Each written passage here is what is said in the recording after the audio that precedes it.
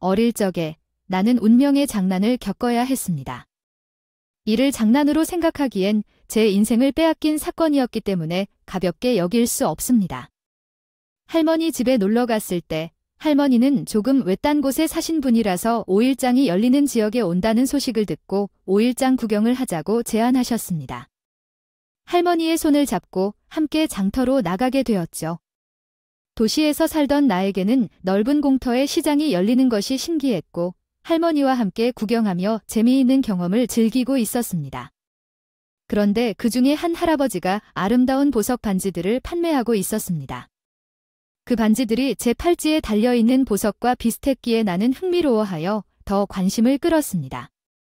비슷한 것이 보여 구경을 하던 중에 할머니의 손을 놓고 잠시 보는 것에 정신이 팔려 할머니를 잊고 말았어요. 정신을 차리고 주위를 둘러보니 할머니를 찾을 수 없었고 나는 제자리에서 할머니를 기다리지 않고 시장을 오가며 찾았어요.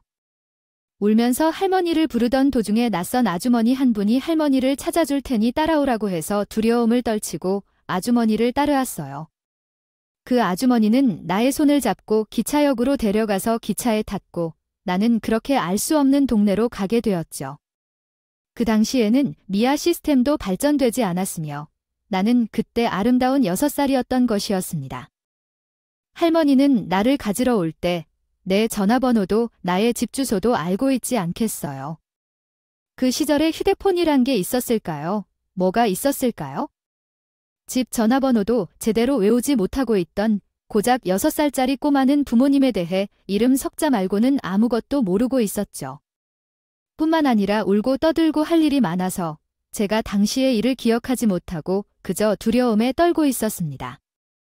그리고 할머니를 찾아와 주겠다면서 오라고 하셨던 아주머니께서는 나를 이상한 기차역에 끌어다 놓고 사라지셨죠. 아직도 그 아주머니의 행동을 이해할 수가 없습니다. 저를 고아원에 둔 것도 아니었고 키우겠다고 데리고 가겠다고 한 것도 아닌데 그저 모르는 동네 기차역에 보내놓고는 사라져버리셨어요. 사라져서 결국 기차역에서 울며 엄마와 아빠를 찾던 중 경찰에 발견되어 경찰서로 끌려갔었어요. 경찰서에서 저의 부모님을 찾아주길 부탁했지만 나의 이름인 석자와 부모님의 이름 이외에는 어떤 정보도 기억하지 못했기 때문에 부모님을 찾을 수 없었어요. 그 당시에는 지문 등록 등이 제대로 이루어지지 않은 상황이었기 때문에 어쩔 수 없이 경찰서에서 지낼 수 없어서 경찰 아저씨에게 끌려 고아원에 갔었고 거기서 새로운 성명을 받아 새로운 삶을 시작해야 했어요. 생각한 대로 새로운 삶을 정리하려 해야 했지만 당시에는 귀찮다고 했더라고요. 그래서 허가가 빨리 내려졌었어요. 저는 고아로 등록되고 고아원 원장의 성을 따라가고 이름도 바뀌게 되었답니다. 그런 식으로 짧은 시간 동안 많은 변화가 있었어요. 거치지 못하고 외로운 고아원 생활을 시작하게 되었습니다. 고아원에서 19살을 맞이하게 되었는데 19살이 되면 무조건 자립해야 했기 때문에 그 시기가 다가오자 고아원 원장은 저에게 취직 자리를 알아보라고 하셨습니다. 고아원에서 해줄 수 있는 것은 자립금 명목으로 주는 소액뿐이었기 때문에 대학 입학은 생각도 하지 못하고 일자리를 알아보게 되었습니다. 하지만 막말로 제가 갈 만한 일자리가 딱히 뭐가 있겠어요. 끽해봐야 고등학교 졸업이나 겨우 한 고아주 공장에서 막노동을 하는 일밖에는 없었습니다. 그러나 제 상황에 길고 짧은 것을 따질 여유가 없었기에 그것조차도 감사한 마음으로 취직하게 되었죠. 교대로 일을 하면서 밤낮 할 거 없이 가르치지 않고 시키는 일들을 했습니다. 열심히 했던 도중에 사고를 당했습니다. 공장에서 절단기와 관련된 업무를 처리하다가 손가락이 절단기에 걸려서 심하게 찢어졌어요. 사고 당시에는 손가락이 잘린 줄 알고 그 자리에서 쓰러져 있었습니다. 손가락은 절단되지 않았지만 절단기 끝에 걸려서 찢어진 상황이었죠. 결국 기절하고 응급실로 옮겨져 봉합수술을 받았습니다. 수술 후에 정신을 차리니 팔찌가 사라진 것을 확인했습니다. 그 팔찌는 제 목숨보다도 더 소중한 물건이었는데요. 생각했던 것은 팔찌였습니다. 수술이 잘 끝났는지 물어보는 것보다는 팔찌 어디 있어? 라고 소리를 지르며 정신을 잃고 찾고 있었어요. 지나가는 사람들을 붙잡고 은혜 팔찌 못 봤냐? 고 난리를 쳤죠. 아, 혹시 이 팔찌를 찾았나요? 수술 때문에 액세서리들을 모두 제거해야 했기 때문에 저가 보관하고 있었어요. 수술이 끝나고 돌려드리려 했는데 곤히 주무시고 계셔서 혹시 돈 아니라도 당할까 봐 제가 가지고 있었어요. 아이, 미리 알려드렸어야 했는데. 죄송합니다. 웬 남자 간호사가 저에게 왔는데 팔찌를 돌려주는데 제 팔찌가 맞더라고요. 감사한 마음에 정말 그 자리에서 고맙다는 말을 100번도 넘게 더 한 것 같아요. 제가 낡고 빠진 팔찌를 손목에 소중하게 차니까요. 그 남자 간호사는 궁금해하는 것 같아서 팔찌에 대해 물어왔어요. 아이야, 이 팔찌는 꽤 오래되어 보이는데 무슨 이야기가 있는 것 같아요. 어떤 팔찌가 그렇게 소중하게 생각되나요? 아이야, 이 팔찌는 저희 부모님께서 주신 마지막 선물과 다름없답니다. 이 팔찌는 실제로는 미아 방지용 팔찌 형식이기는 한데 모양이 약간 변형되었지만 어릴 적에 하나 가지고 다녔던 건가요? 그것이 바로 미아 방지 팔찌입니다. 제 이름 석자 생연어가 새겨져 있었는데 지금은 새겨진 부분이 사라져서 잘 보이지 않아요. 미아 방지 팔찌로서는 독특하게 생겼네요. 보통은 그냥 은혜의 가지만 두는 편인데 여기엔 생전 처음 보는 돌멩이들이 박혀 있어요. 이건 제 탄생 이래부터 계속 간직해온 팔찌예요. 제가 태어난 다른 제 기억으론 있지만 아버지께서는 생년월일을 기억하지 못하셔서요. 3월생이라는 것을 알 수 있었어요.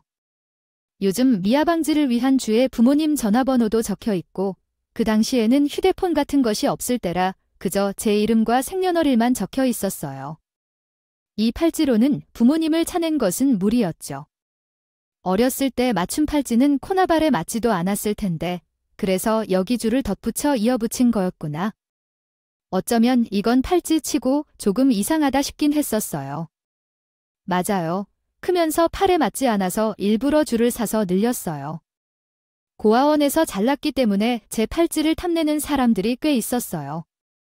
탄생석 때문에 모양이 특이하기도 하고 고아원에서 자란 아이들 특성상 본인의 물건을 가지고 있는 것이 쉬운 일은 아니니까 제 팔찌를 훔치려는 사람들이 많아서요. 어떻게든 빼앗기지 않으려고 몸에서 빼놓은 적이 있었어요? 없었어요. 아이고, 고생이 많았어요. 그럼 이 줄은 본인이 아르바이트에서 사서 늘린 거예요. 어린 나이에 꽤 쉽지 않았을 텐데 아내 중학교 시절부터 학교 같은 반 친구들의 숙제 대신해주면서 500원, 1,000원씩 돈을 받았거든요. 그 돈을 모아서 줄 맞추고요. 색이긴 하지만 사실은 은줄이 아니라 이거 새 줄이에요.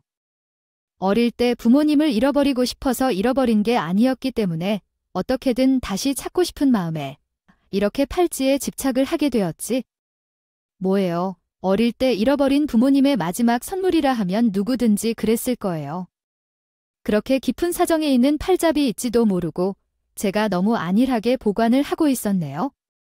소란을 일으키면서 팔찌를 찾을 법도 한다고 생각해요. 저도 미리 말씀드리지 못해서. 죄송합니다. 저 아니에요. 아니에요. 수술을 해야 하는데 팔찌를 차고 있었던 것이 제 잘못이었죠. 그래도 다시 이렇게 찾을 수 있어서 다행이에요. 아, 이거. 만약 잃어버리면 정말 제 세상의 전부를 잃어버린 것 같은 기분일 거예요. 우리 부모님께서 유일하게 남겨주신 흔적이라 이 팔찌로 나중에 우연히 부모님을 만난다면 찾으려 했거든요. 귀한 물건이니까 앞으로도 꼭 소중히 지켜낼 수 있었으면 좋겠어요. 아, 그 수술은 잘 끝났는데 워낙 큰 부위이고 뼈와 가까운 부분이라 드레싱은 일주일에 한 번밖에 안 받으러 와야 해요. 봉합 상태도 보셔야 하고요. 손가락은 자주 사용되는 부분이라 조심하셔야 합니다. 뼈 부분이 다쳤는지 확인도 해야 해요. 나중에 검사를 받아서 따로 봐야 할 일이 있기 때문에 교수님 진료를 받으러 병원에 가셔야 할 것 같아요. 봉이라도 잘 끝나서 다행입니다. 드레싱을 받는 날은 꼭 기억해 가겠습니다. 검사도 받고 수납을 한 뒤 가면 되나요? 남자 간호사는 원무과에 가서 수납을 하라고 했고 그 후에 다시 공장으로 돌아가야 했어요. 중증병원에 드레싱을 하러 몇 번이나 방문했는데 수술 부위가 크고 더 자주 사용하는 자리여서 수술은 완벽했지만 회복이 조금 더디어요. 남자 간호사는 한 달 동안 드레싱을 받고 경과를 보러 갈 때마다 저를 꼭 보러 와주었고, 그래서 자연스럽게 심도 있는 대화도 나누게 되고 정분도 쌓이게 되어서 함께 얘기하게 되는 경우도 많아졌어요. 연락을 주고받다 보니 서서히 서로에 대한 관심이 생겨 결국 연애게 되었습니다. 생각지도 않게 6개월 만에 혼전 임신하게 되었는데 나이가 어리고 아무런 준비도 되어 있지 않아 아이를 낳기는 좋지 않겠다고 생각했습니다. 그렇기 때문에 수술을 결심했습니다. 그러나 남편은 다르게 생각했어요. 우리 사이에 소중한 생명이 생겼는데 그것을 두고 이렇게 떠나보내기엔 쉽지 않다며 생명은 소중하니까요. 나 혼자 일하고 있는데 그렇게 소중한 생명을 쉽게 포기하는 것은 말이 안 된다며 책임을 질 것이라고 하였습니다. 결혼하자고 하는 것은 제가 원했던 것은 아니었지만 고아로 평생을 살았기 때문에 생명의 소중함을 더욱 잘 알게 되었습니다. 그래서 나는 나만의 가족을 가지고 안정된 삶을 살고 싶다는 마음이 있었어요. 항상 혼자 단칸방에 들어가 몸을 누워왔는데 가족이 있다면 외로움을 느끼지 않을까 하는 생각이 들었죠. 하지만 나이가 너무 많고 확신이 없는 상태에서 시작한 것이 맞는 건지 의심도 들었기 때문에 많은 고민을 했어요. 남편은 계속해서 나를 설득하고 결혼을 하자며 여러 번 이야기를 했어요. 점점 배가 부르게 느껴지기 시작하고 공장에서 일하는 사람들도 나의 임신 사실을 눈치챌 정도로 시간이 흘렀죠.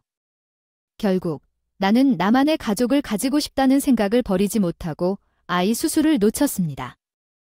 결국 결혼을 하기로 마음을 먹고 남편에게 시댁에 인사를 하러 갔어요. 드리러 가자고 말을 하게 되었어요.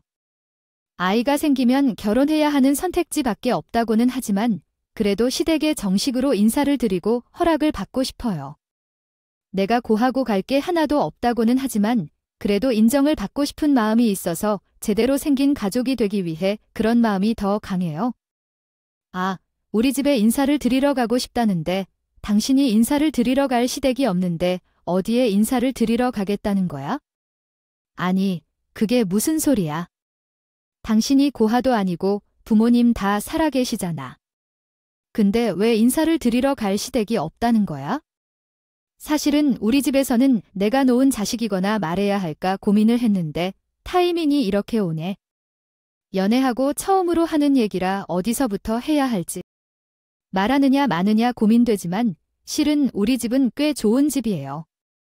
우리 아버지는 대학 교수로 일하시고 계시고 어머니와 누나는 의사예요. 제가 혼자 간호사로 일하고 있습니다. 다들 잘 자리를 이루고 있지만 제가 우리 집에서 성공하지 못한 케이스로 여겨져서 미노리 새끼 취급을 받았었죠. 간호사도 훌륭한 직업이죠. 당신은 간호조무사도 아니시고 간호대학을 졸업한 간호사 아칼리예요.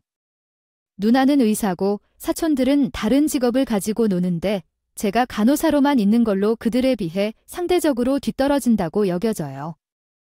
실제로 친척들 중에서도 의료 분야에서 일하시는 분들이 많아요. 그리고 우리 외가는 대부분 의사 출신이에요.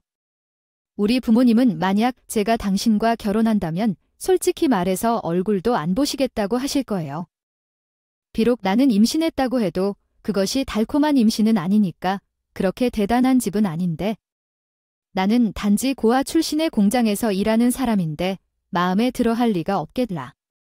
부모님한테 당신을 보여주어 상처 주고 싶지 않아. 부모님은 만나자고 해도 거절할 것 같으니 차라리 우리 누나를 만나보는 게 어떨까? 남편은 다른 제안을 했고 솔직하게 말하자면 시어머니와 시아버지에게 혼나고 비난받고 싶지 않았기 때문에 시우만 만나겠다 말했어요. 지금 글을 쓰면서 돌이켜보니 남편이나 제가 정말로 대책 없이 행동했었네. 결국 약속을 잡고 신우를 만나게 되었고 신우는 나에게 별 관심을 갖진 않았지만 임신하게 되었어요. 결혼을 하겠다고 하니 시큰둥하게 조언을 해줬어요. 임신했다는 말리긴 이미 늦은 것 같고 내 동생이 고작 데려온 사람이 공장에서 일을 하는 고아라고 하니까 걱정이 되긴 하네. 아, 상처는 받지 말아요. 내가 워낙 말을 거침없이 하는 거든 우리 엄마가 화를 낼 수밖에 없을 것 같아서 하는 말이니까 그냥 그런가 보다 해. 우리 엄마가 아들에게 거는 기대가 컸는데 얘가 그 기대를 충족시키지 못했거든. 근데 결혼까지 이렇게 자기 마음대로 한다. 아, 이건 뭐 당연히 화를 낼 수밖에 없지 않겠어. 신우는 커피를 홀짝거리면서 말을 했는데 심성이 나쁘고 못된 사람이라기보단 말을 좀 생각하지 않고 하는 사람이다 싶었어요. 말라면 솔직하게 말하는 거고 나쁘게 말하면 본인이 너무 더러워 보일 수 있어요. 남의 기분을 배려하지 않는 사람이었어요. 그러나 신우는 불뚝 솟은 제 배를 보고 덕담도 해주곤 했어요. 그럼에도 불구하고 임신했다는 책임을 지겠다는 너희들의 마음은 기특해. 이제 임신한 건 건강하게 아이를 출산하고 키울 때 직업이나 집안이 중요한 게 아니니까 올바르게 잘 키워주고 공부 열심히 시키면 돼요. 아무튼 결혼하겠다는 건 잘 알겠어. 내가 워낙 바빠서 이만 일어나 봐도 될까 해요. 말씀 감사해요. 건강하게 아이 출산한 다음에 한번 꼭 찾아뵐게요. 저희 부부는 결국 시부모님을 만나보지도 못하고 혼인신고를 먼저 했고 사정상 결혼식을 올리지 않고 같이 살게 됐어요. 그제서야 우리의 만행이 시어머니의 귀에 들어가게 됐는데 달같이요. 찾아와서 잔소리를 늘어놓을 것으로 예상했지만 시어머니는 아무런 행동도 하지 않았고 관심조차 주지 않았어요. 신우를 통해 들은 이야기는 어차피 내놓은 자식이니까 알아서 살아라 하는 것이었어요. 지하에서 시작하든 옥탑에서 시작하든 둘이 알아서 하라고 했죠. 결혼을 한 후에 정말 너무 좋았어요. 저를 갈구는 시댁도 없고 간섭하는 시어머니도 없어요. 제 인생에서 가장 호시절이 아닌가 싶을 정도로 말이에요. 고아였던 제가 가정을 꾸리고 제 아이까지 생기지 않았겠어요. 저희 부부를 괴롭히는 사람들도 없었고 이것만큼 행복한 상황도 없다고 생각했었죠. 그 이후에 벌어질 일은 생각도 못하고 이 시절이 제 인생의 처음이자 마지막으로 가장 행복했던 시절이었다는 것을요. 그럴 때는 미처 몰랐어요. 아이를 키우다 보니 자연스럽게 생활이 점차 어려워지기 시작했거든요. 친정이 없는 저는 홀로 아이를 키워야 했기 때문에 일을 그만두고 육아에 전념했고 남편은 하루 종일 병원에서 일하며 돈을 벌어와야 했죠. 피로가 쌓이고 어려움이 더해졌어요. 우리의 처지를 시부모가 알게 되어 우리 부부가 사는 아파트에 찾아오셨죠. 그때 처음으로 시부모를 만나게 되었거든요. 생각조차 못했던 첫 만남이었기에 정말 놀랐어요. 저승사자를 보듯 깜짝 놀랐죠. 그 당시 저는 생활이 너무 어려워서 아이가 잠든 틈에 집에서 손수하는 부업을 하고 있었거든요. 좁은 방 안에 부업 재료가 흩어져 있어서 씻을 시간도 없었죠. 떡져 있는 상태였고 옷차림도 늘어난 티셔츠에 아주 그골이 따로 없었어요. 그런 초라한 모습으로 시부모를 처음 마주하니 처음 만나는데 어떻게 보일지 상상할 수 있겠죠. 너무나도 비슷해 보이는 시부모의 얼굴에서 그들이 누구인지 알아차렸습니다. 시어머니가 이런 내 모습을 보고 어떻게 생각하실지 두려웠어요. 시어머니는 제 모습을 한번 훑어보신 후 딱 3글자를 말씀하셨습니다. 그 말을 듣자마자 모든 것을 이해했어요. 그 말 끝에 물음이 없이 뒤돌아가셨는데 그 후로 우리 부부의 처지가 더욱 나빠졌고 어쩔 수 없이 시어머니는 시댁에 살게 되셨습니다. 우리가 평생을 부모님 집에서 살 건 아니에요. 지금은 단칸방 월세에 살면서 아이를 키우는 비용에 더 이상 버티기 힘들어요. 월세를 아끼고 공과금도 내지 않아도 우리 돈을 빨리 모을 수 있다고 생각해 미안하지만 삶이 빠르니까 몇 년이라도 우리 집에서 함께 살자고 말했어요. 제가 당연히 너무 싫었죠. 시부모님 입장에서는 제가 얼마나 마음에 안 들었을까요? 매일 같이 얼굴을 마주하며 사는 것이 어떻게 될지도 모른다는 생각이 들었고 당연히 가기 싫었어요. 그치만 혼자 돈을 벌어오면서 아이를 키우고 월세와 공과금, 생활비까지 감당하기에 너무나도 힘들었어요. 버틸 수 없어 결국 반자를 정리하고 시댁으로 들어가게 되었죠. 그 이후로는 정말 기억하고 싶지 않은 일들이 많았어요. 거지 같은 일들의 연속이었어요. 단칸방에서 배고픔을 이겨내며 살 때가 훨씬 행복하다고 느낄 만큼 제 삶은 돌이 없었습니다. 시댁에 들어가게 된 그날부터 저는 그 집에서 하는 도이 아줌마보다 못한 취급을 받으면서 살게 되었거든요. 내가 우리 집에 몸뚱아리만 들고 기어들어왔는데 집안일이라도 해야 할 거 아니냐? 먹여주고 입혀주고 하면 은혜에 보답하는 것이 당연한 거다. 집에서 키우는 개들도 먹여주고 재워주고 하는데 도둑이라도 들어오면 치는 게 아니겠어? 너도 편히 있을 거라 생각하지 말고 집안일을 해라. 예주 5일 집안일을 하러 오던 도희 아줌마가 그 일을 모두 저에게 맡겼어요. 물론 저도 혼자 살림에 익숙한 시간이 꽤 되었으니까요. 시어머니가 있었습니다.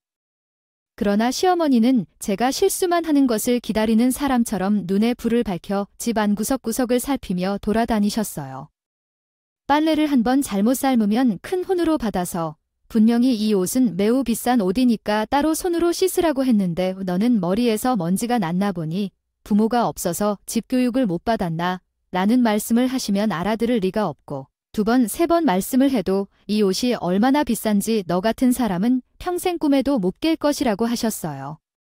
우리 시어머니는 백화점 쇼핑을 갈 때마다 반드시 나를 데리고 가셨고 시어머니가 산 물건들은 모두 나가 들어야 했기 때문에 집에 아이를 다시 볼 사람이 없었어요. 있다고 생각된 적도 없었으므로 저는 아기띠에 아이를 안고 있는데 시어머니 뒤를 따라다니면서 시어머니가 사오던 물건들을 양손 가득 들고 다녀야만 했어요. 시어머니는 당연한 듯이 나를 종처럼 대하고 챙겨주었고 나 또한 그에게 얹히는 주제로 받아들이며 해야만 한다고 생각하는 마음에 웅얼거렸다. 그 모욕을 참고 견뎌내나 그 침들은 저기 뒤에 있는 아줌마에게 주면 돼요. 내 배를 들고 따라오게 했던 분이니 당연하게도 들어주어야 했어요. 나를 며느리가 아니라 직원으로 대하고 일하는 아줌마로 취급하는 것은 상식적이었고 그래서 날이 갈수록 더 점점 그런 상황에 익숙해져 갔어요. 점점 따라다니는 사람들의 멸시에도 익숙해지고 그 모든 것을 감당하면서 더욱 지금의 상황을 받아들이기 시작했어요. 처음에는 시어머니의 행동으로 상처를 받아도 남편에게 울며 어려운 상황을 설명한 적이 있었어요. 하지만 돈이 부족해서 무언가를 더 받아들여야 했기 때문에 남편이 제기한 점에 대해 뾰족하게 맞받았던 적은 없었죠. 단지 견디고 참아라는 말만 되풀이되었고 그 결과로 나는 감정을 차고 시어머니가 시키는 것들을 조용히 해내는 일에서 애완동물처럼 느껴졌어요. 자존심을 조금만 꺾으면 된다고 생각해요. 우리 엄마가 시키는 일들은 돈이 부족하면 그걸 해야지 어떻게 할 수 있어요? 지금 집을 나가면 우리의 보증금은 어디서나 쉽게 나오지 않는 거잖아요. 길거리에서 아이랑 함께 노숙하든 해야겠죠? 참고 버티고 있어야 해요. 돈만 모인다면 나갈 수 있다고 했죠. 가진 게 없으면 그것도 해야 하죠. 우리 엄마도 지금 많이 참고 있어요. 예전에는 제 성질이 거야 같았었으면 그냥 집 밖으로 쫓아냈을 걸 그나마 애를 써서 제가 당하고 있는 시절에 은근히 제 편을 들어주시던 시아버지께서는 지방에 있는 대학 정교수로 발령을 받게 되면서 평일에는 지방에 계시고 주말에만 시댁에 오셨어요. 시어머니는 다시 또 눈치가 워낙 좋으신 분이라 시아버지가 쟤를 은근히 편들어준다는 것을 알고 있어서 시아버지 앞에서는 쟤를 괴롭히지 않으셨고 그러나 제가 주말에 빈둥거리고 있으면 그 다음 주 평일이 괴로움의 연속이었기 때문에 주말이라고 제게 휴식 시간을 주어지는 것은 아니었어요. 알아서 눈치껏 시어머니의 심기를 거스르지 않는 생활을 해야만 했죠. 그렇게 반노예나 다름없는 생활을 하며 버티던 중 1년 뒤에 시어머니가 더 큰 병원으로 이직하게 되었어요. 시어머니는 이 세상 모든 사람과 같이 어느 무인처럼 행동하기 시작했어요. 대학 병원급의 큰 병원에서 교수로 일하게 된 후로는 점차 더 신중하고 가혹해지셨어요. 집안일을 빠르게 처리하고 있는 모습을 보면서도 의도적으로 제 앞에서 신우와 영어로 대화하며 제 욕을 하는 경우도 있었고요. 사실 저는 전혀 영어를 몰라도 그들의 말투에서 느껴지는 느낌 때문에 자신들이 저를 비난하고 있다는 걸 알 수밖에 없었어요. 신우는 종종 답변을 피하기는 했지만 시어머니의 괴롭힘에 완전히 동조하지는 않았어요. 시간이 지날수록 남편은 저에 받는 스트레스에 대해 더 이상 관심을 보이지 않았고요.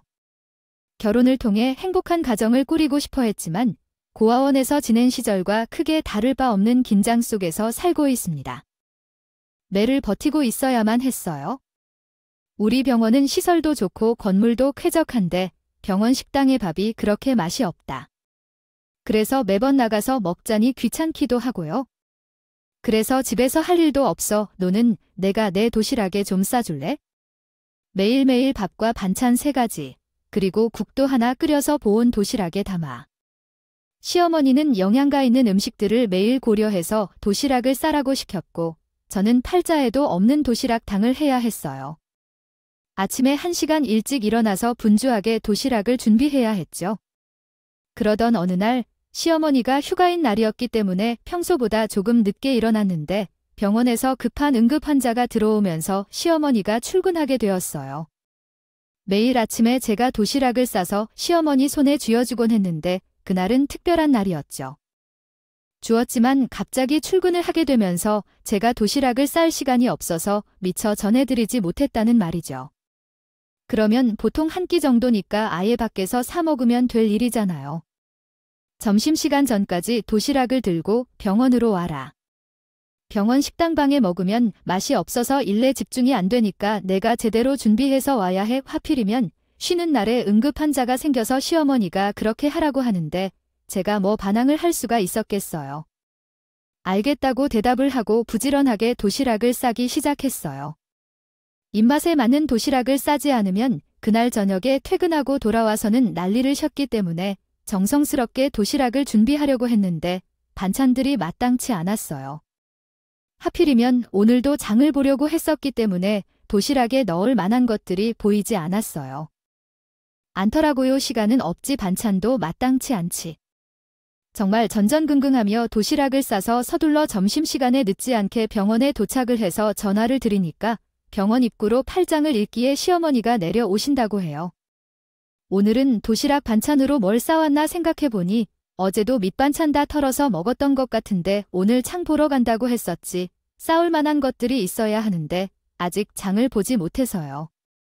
반찬도 마땅치 않고 시간도 별로 없어서 집에 있던 나물 몇 가지 하고요. 저희 아이 반찬으로 사두었던 템을 좀 구워왔어요. 급하게 도시락 사려고 하니까 정말 준비할 만한 게 없더라고요. 집에 돌아가는 길에 장 보고 갈 거라 내일은 제대로 준비해서 도시락 살게요. 그 말이 끝나기가 무섭게 갑자기 시어머니가 제 뺨을 확 내리치는 것은 아닌가요? 저는 정말로 병원 입구 한복판에서 뺨을 받고 있었어요. 어떤 일이 벌어졌는지 몰라 멍하니 서 있었죠. 갑자기 받은 뺨으로 정신이 혼미해지는 듯했고 제게 발생한 상황을 전혀 이해할 수 없어 멍청하게 있을 수밖에 없었어요. 감히 지금 그런 음식을 도시락에 싸오면서 너 지금 나를 무시하는 거야? 햄쪼가리에 나물을 먹고 나한테 어떻게 수술을 들어가라는 거야? 적어도 풀고기 같은 걸 해왔으면 몰라도 햄이었잖아. 그것도 내 아이가 먹게 하는 그 햄은 도대체 무슨 리나 되는 소리야. 그러다가 그 자리에서 제가 든 도시락의 뚜껑을 열어 옆에 있는 쓰레기통에 탈탈 털어버린 거예요. 정말 경악스러운 얼굴을 할 수밖에 없었어요. 이딴 쓰레기 같은 것이라니요. 음식은 쓰레기통에 버려지는 것이 아닙니다. 더 나은 대안은 병원 식당에서 내 뱃속에 넣을 수 있는 영양가 있는 음식을 먹는 것입니다. 아무리 어려운 상황이라도 준비를 제대로 하지 못하여 쉬는 날이 아닌 출근해야 하는 것은 마음 한켠을 거슬립니다. 그래서 정신 차리고 있더라도 씁쓸함과 어둠이 가슴속을 주름잡고 있습니다. 정신 차리질 못하고 억울하고 슬픈 마음에 눈물이 뚝뚝 흐르는데 갑자기 어떤 분이 시어머니에게 접근해서 누군가 시어머니에게서 일어나고 있는 상황에 대해 아시냐고 물었습니다. 쪽팔림뿐만 아니라 염려하고 슬플 때 닦아내는 눈물과 붉어지는 뺨에 대해 배려하는 말을 주고 있었습니다. 병원장님, 죄송합니다. 제가 돌봐야 할 아이인데 교육과 돌봄이 부족하여 몇 번 혼을 내드렸습니다. 지금 빠르게 일어나서 일하고 있습니다. 식사하러 가는 길에 저도 아직 식사를 하지 않았는데 같이 가서 함께 식사하시는 게 어떨까요? 너 얼른 돌아가서 보리를 해라. 2번 다시는 이런 일로 내 입에 큰 소리 나오게 하지 말고 앞으로는 일을 제대로 해라으라며 최종까지 꾸짖는 소리를 하던데 원장인 사람 앞에서도 나를 며느리가 아닌 부리는 사람 취급을 해서 정말 너무나 서럽떴다. 하지만 저는 거기서 아무런 말도 할 수 없었어요. 말라도 했다가는 뺨을 받을 걸로 끝나지 않을 거란 것을 잘 알고 있었기 때문입니다. 눈물을 감추고 인사를 하려고 했는데 갑자기 그 병원인 사람이 숨을 들이켜고 저를 붙잡는 게 아닌 것이겠죠. 정확히 말하면 제 팔을 한가채는 제 팔목에 있는 팔찌를 보고 놀라고 있었습니다. 어디서 이 팔찌가 나왔는지 물어보시는 거죠? 이런 팔찌를 파는 곳이 있나요? 아니면 어디서 이 팔찌가 나온 건지 말씀해 주시겠어요? 놀라서 시어머니 눈치를 살피며 대답을 못하고 우물우물하고 있자 시어머니가 버룩 소리 내며 빨리 대답해달라며 왜 그렇게 멀뚱이를 서 있느냐고 물으셨어요. 이 팔찌는 제가 산 게 아니라 잃어버린 우리 부모님이 어릴 때 선물로 주신 거예요. 가기는 다 지워졌지만 여기 제 이름과 생년월일이 적혀 있었고 이 보석은 탄생석이에요. 그래서 병원장이 사람이 손을 벌벌 떨면서 제 손을 잡았을 때 그 떨림이 고스란히 느껴졌어요. 병원장은 웃음을 참으며 마치 경찰관에게 범인을 검거하기 위해 돕는 것처럼 제 손을 쥐어주셨습니다. 몰아붙이면서 질문을 냈어요. 그게 전부 사실입니까? 아니면 지어낸 이야기가 아니라 본인이 직접 엮은 사실이 맞냐고요? 어디서 주었거나 훔친 건 아니고 정말 본인이 선물 받은 거 아니냐고요? 그렇게 말하는데 너무나도 기분이 나더라고요. 제가 원에서부터 이 팔찌를 지켜내기 위해 얼마나 노력했는데 훔친 거냐고 물어보다니 제가 시어머니에게 종 같은 취급을 받았지. 생판 모르는 남에게 그런 취급을 받을 사람은 아니었으니까요. 제가 표정을 살짝 구이자 시어머니가 제 등짝을 철썩 소리 나게 때렸어요. 너 설마 이거 훔친 거야? 남의 물건을 훔치는 못된 손버릇 아지 있는 애였어 하라더니 내가 무슨 잃어버린 부모가 가 있다며 그런 거짓말을 하는 것 정말 쪼개졌어. 서원을 훔친 적은 없어. 왜 그런 짓을 했겠어? 6살 때 우리 엄마 아빠를 잃고 고아원에 들어가서 자라야 했거든. 8번째 우리 부모님께 받은 팔찌가 있어? 지금은 각인이 사라져서 보이지 않지만 김성령 씨라는 이름이 여기 남아있어. 김서경이라니 너는 무슨 김서영이야? 아니, 이젠 다른 사람의 이름까지 훔쳐서 자신의 것인 것처럼 꾸며놓는 거냐? 안 될 거야, 김석경. 넌 정말 석이라고? 아니, 넌 서이라는 말이냐? 이 팔찌는 30년 전에 잃어버린 내 딸에게 준 팔찌야. 내 딸 이름은 소경이야. 병원장이 눈물을 흘리며 소리쳤다. 시어머니는 깜짝 놀란 듯 악을 소리쳤다. 시어머니가 얼굴이 창백해졌다. 그래서 병원장에게 무슨 말이야? 라고 물었는데 병원장은 잃어버린 딸을 언급하며 손을 떨며 말했다. 저도 놀랐고 얼굴만 보이며 동공을 흔들며 말도 못하고 있었다. 그렇게 경이로웠던 순간에 서경이는 10월에 태어났고 나는 3월에 태어났는데 그때 챙겨서 만들어줄 수 있는 팔찌를 만드는 곳이 없어서 내가 직접 금은방에 맡기고 만들었다. 소영이에게 의미 있는 선물을 하기 위해 모든 것을 알아보고 직접 만든 팔찌였다. 현실 세계에 있으면서도 꿈을 꾸는 듯한 기분이었어요. 땅에 서 있는데도 하늘을 떠다니는 듯한 착각이 들었습니다. 이게 다 무슨 말인지 내가 그렇게 애타게 찾던 나의 부모가 지금 내 눈앞에 있는 사람이 맞는 건지 아무런 감각이 느껴지지 않아서 정말 소리 한 번 지르지 못하고 숨만 거칠게 몰아쉬고 있었어요. 시어머니는 옆에서 호들갑을 떨고 있는데 그 말소리가 정말 하나도 들리지 않았고요. 주변에서 사람들이 웅성웅성하는 구경을 하고 있었음에도 제 눈에는 오로지 병원장 아니면 나의 아버지라고 말을 하는 사람만 보였어요. 자세하게 뜯어보니 눈썹의 모양도 쌍꺼풀이 하나만 있는 눈도 정말 저랑 똑 닮은 것 같아요. 눈물이 쉴 수 없이 흘렀고 지금의 모든 상황이 너무나도 꿈처럼 느껴졌어요. 그냥 그 말 말고는 설명을 할 수 있는 방법이 없었어요. 병원장은 지갑을 꺼내더니 거기서 웬 어린아이의 사진을 하나. 사진을 꺼내서 제게 보여주셨는데 그 사진 속 어린이가 정말 제 어린 시절의 얼굴인 것 같네요. 할머니 집에 갔을 때 부모님을 잃기 직전에 찍은 사진이었어요. 서경이 맞지? 아, 그래. 너 맞는 거야? 혹시 어릴 때 사진을 가지고 있나요? 가지고 있다면 좀 보여주실래요? 세월이 지나 정말 고아원에서 자라고 척한 적이 있지만 양보를 한 번도 가보지 못한 제가 어떤 사진들이 남아있을지 궁금하네요. 없다고 하셔서 그만큼 요청을 살짝 드려봐도 될까요? 고기를 저으니까 호들갑을 떨던 시어머니가 갑자기 차가운 눈으로 쳐다보며 이렇게 말씀하셨어요. 이 사진을 훔친 게 분명하다니까. 아이 기집애가 손버릇일 거야. 나쁘고 배운 것도 없어서 충분히 그럴 수도 있습니다. 게다가 얼굴도 뭐 닮은 듯 안 닮았는데 병원장님이 착각하신 것 아니고요. 별 다른 증거도 없는데 제가 봤을 땐 이거 훔친 것 같아요. 맞지? 너 이거 훔친 거지?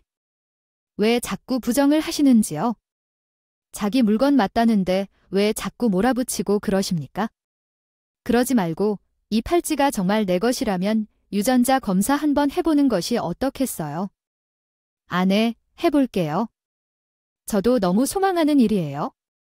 우리 부모님 이렇게 찾아내게 될 것이라고 생각 못했어요. 꼭 해볼게요. 딱 봐도 거짓말 들킬까 봐 불안해하는 얼굴인데 귀찮게 유전자 검사까지 한다고 그러세요. 제가 잘 달라서 이거 어디서 훔친 건지 알아볼게요. 솔직히 말해서 그럴 가능성이 전혀 없어요. 그런 일이 없어요. 이런 어리석고 나쁜 사람은 없는데 정 원장님 핏줄이 있어요. 그냥 시간을 낭비하는 거예요. 틀림없이 자기 물건이라고 하는 이 팔찌가 증거인데 왜 자꾸 사람의 말을 믿지 못하고 훔친 거로 잘못 생각해요? 정 교수의 집에서 키우는 자식인데 사람 다루는 방법도 제대로 안 하는 거 아닌가요? 어머님, 제 팔찌가 고아원에 들어가서도 단 한 번도 벗어본 적 없는 제 소중한 물건이라고 하잖아요. 어머님께서 왜 자꾸 그러시는지 모르겠어요. 어머님, 전 믿어주셨으면 좋겠어요. 어머님, 방금 말씀하신 아이라고 하더니 또 다른 얘기는 무슨 뜻입니까? 마천식으로 됩니까? 지금 자기 핏줄 아니라고 말하는 아이라고 한 거예요. 아니요, 제가 며느리 자리인데 부족해서 내놓기가 부끄러워 하시는 거라서요. 솔직히 말해서 병원장은 기가 막힐 만큼 놀란 얼굴로 마치 짐승을 향해 처음 본 듯이 시어머니를 쳐다보았어요. 시어머니는 입맛이 틀어져서 기겁을 하며 병원장의 표정을 봤어요. 병원장은 급한 불길도 아니랬다고 하더니 바로 유전자 대조 검사를 시작하게 했습니다. 결과가 나올 때까지 며칠이 걸릴 것이라고 했지만 그동안에 저는 어쩌다 병원장일지도 모를 분과 많은 대화를 나누었어요. 시어머니는 결과가 나올지도 모르는 불안으로 그 이후 저에게 손도 대지 않았고요. 어린 시절의 기억 중 하나가 있어요. 제가 할머니의 손을 잡고 가게 시작했는데 거기서 할머니를 잃었고 이후 모르는 아줌마가 저를 도와주겠다며 데리고 가서 고아원에 이르렀어요. 할머니 집 담벼락에는 분홍색 꽃이 해당되는데요. 자라고 있었고 대문은 파란색이었어요. 시골이라 주변에 아무것도 없었던 것 같아요. 맞다. 거기가 도심이랑은 무척이나 떨어진 지방이라서 휴가철만 되면 내려가서 물놀이도 하고 그랬었지. 널 잃어버린 날에 5일장이 들어섰다가 구경을 간다고 나섰다가 잃어버려서 며칠 동안 시장 통 바닥을 뒤지면서 너를 찾았는지 몰라. 병원장 아니 아버지일지도 모르는 분은 저를 본인 딸이라고 확신했고 그 사실을 전해들은 시어머니는 매일같이 불안함에 떨고 있었어요. 부리는 아이라고 말을 하며 뺨도 때리고 무시하는 말을 내뱉었는데 사실은 이 집의 며느리라는 것을 병원장이 알게 되었잖아요. 그 말에 병원장이 분노를 하고 시어머니를 불러다가 어떻게 며느리를 종 취급할 수 있느냐 그 사람도. 의사 자격이 없다면서 병원 관계자들 앞에서 모욕을 주고 욕을 했기 때문이었습니다. 병원에는 제가 병원장과 친한 관계가 없더라도 시어머니가 며느리를 종처럼 부려먹고 뺨까지 쳤다는 소문이 퍼졌습니다. 사람들은 시어머니를 보고 손가락질을 하며 욕을 해왔고 시어머니의 입장은 계속 약화되었습니다. 결국 저에게는 이성을 잃고 소리를 지르며 비난을 했습니다. 내 인생에 도움이 하나도 안 되는 애다. 너 때문에 내가 병원에서 어떤 취급을 받고 있는지 알아? 지나가는 사람들부터 평원동까지 손가락질을 한다고. 그게 왜 며느리 탓이야? 아니야, 당신이 사람 취급도 안 한 탓이지. 내가 그동안 당신이 며느리에게 했던 행동을 보면서 얼마나 실망했는지. 내가 지역 대학에서 교수로 일하고 있는데 언제까지 이 일을 계속하는 게 좋을지 고민을 하고 있었습니다. 제가 계속 일하면서 잘하는 척하면서도 실제로는 그렇게 행동하고 있다는 걸 모를 줄 알았느냐고 큰 코를 쳐달라고 말했어요. 그때의 저는 이 상황에서 다른 쪽의 지지를 받고 싶었습니다. 제가 뭘 잘못했는지 이해하지 못했을 때 당연히 집안에 어울리지 않는 통제가 들어왔기 때문에 이에 맞는 교육을 받았다고 말했어요. 그게 내 생각이라고요. 아버지와 어머니는 이후에 심한 부부싸움을 벌였고 서로를 향해 비난과 욕설을 퍼부었어요. 아버지는 어머니 얼굴을 볼 욕구가 없다며 주말에 집으로 오지 않았어요. 시간이 흘러갔고 유전자 검사 결과를 받게 되었는데 정말로 저는 별로 최고가 아닙니다. 30년 만에 제 양부모를 찾을 수 있게 되어서 기뻐요. 친자가 일치한다는 결과를 받게 되었거든요. 저는 그 결과를 받자마자 아버지의 집으로 가서 거기서 제 어머니와 동생들까지 만날 수 있었어요. 너무 어릴 때 헤어지는 바람에 얼굴조차 기억 남아있지 않은 둘째 동생과 제가 잃어버린 뒤에 가지게 된 셋째 동생까지 정말 눈물이 줄줄 흘러서 인사조차 나눌 수 없는 상태였어요. 아이고, 서영아. 우리 서영이 그동안 어떻게 살았니? 얼마나 힘들었니? 우리 서경이, 난 정말 죽기 전에 우리 석경이 얼굴 한번 보게 해달라고 그렇게 간절히 바랐었는데 이렇게 다시 찾을 수 있게 됐다니. 영아, 서경아, 저도 정말 평생 쏟아질 눈물과 콧물을 다 쏟으며 그렇게 내 가족을 찾을 수 있게 되어서 기쁩니다. 부둥켜 안고 오열을 했습니다. 남편은 30여 년 만에 찾은 제 가족과 시간을 보내라며 제 친정, 즉 제 부모님의 집에서 며칠간 지내라고 했어요. 그러자 그렇게 살아온 모든 이야기를 쏟아내며 시간을 보내다가 시댁으로 돌아왔는데 시어머니가 글쎄 머리를 싸매고 누워 있었어요. 무슨 일인가 싶어서 남편의 옆구리를 질렀습니다. 시어머니가 가족들 앞에서 제 때문에 병원에서 얼굴도 못 들고 다니게 되었다고 아주 난리를 부르시더라고요. 시아버지는 그 사이에 짐을 모두 챙겨서 지방에 있는 집으로 내려가 버렸다고 하더라고요.